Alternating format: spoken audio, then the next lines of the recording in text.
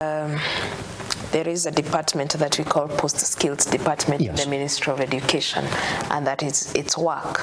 Today, it is mandatory that every institution must have a career services department.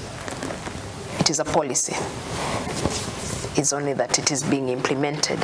Even in our TVET institutions, we've been doing a lot of trainings on career services for the TVET institutions, and so that when these young people come, they are guided to the path correctly.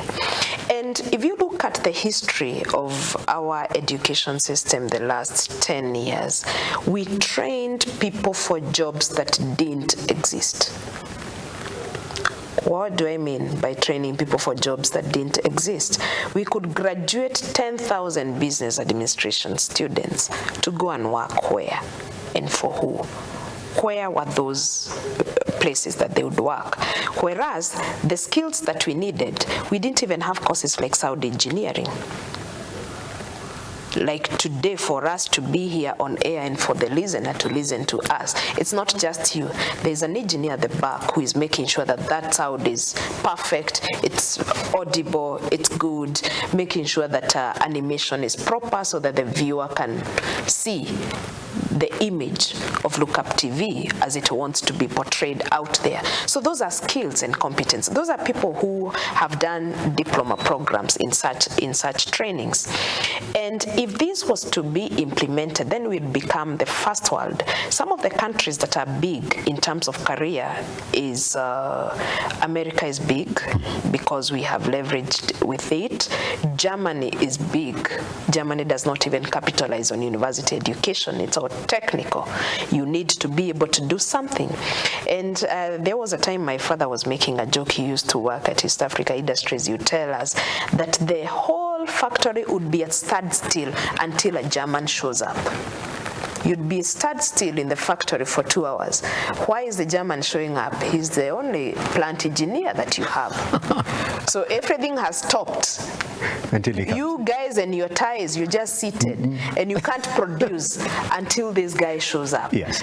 And if we are to become a productive nation, if we are to become an industrialized nation, that's basically where we should channel our interest, and we should channel our young people to be. That I need to come and look for you for your skill.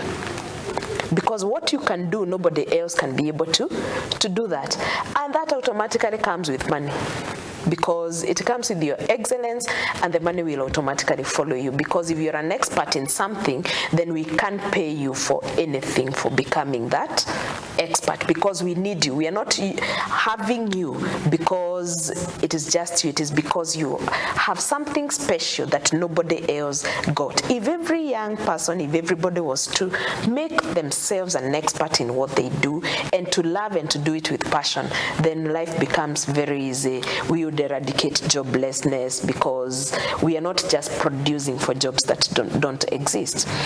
And when the hub came, by that time we had Dr. Dina as the PS for TVET, for our sector.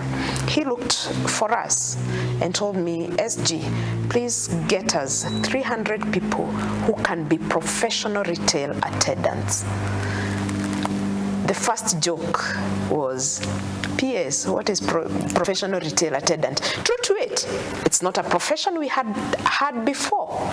We didn't know that these multinationals and these big brands, Marks and the others, they want to employ people who are professional retail attendants. Do you know the only person who had such courses? Tuskys. Unfortunately, they closed. They had to source for staff from Tuskys supermarket.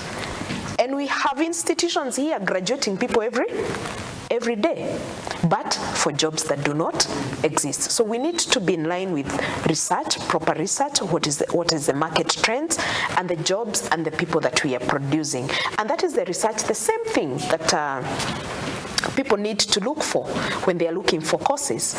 Around that time was the season for SGR. Yes.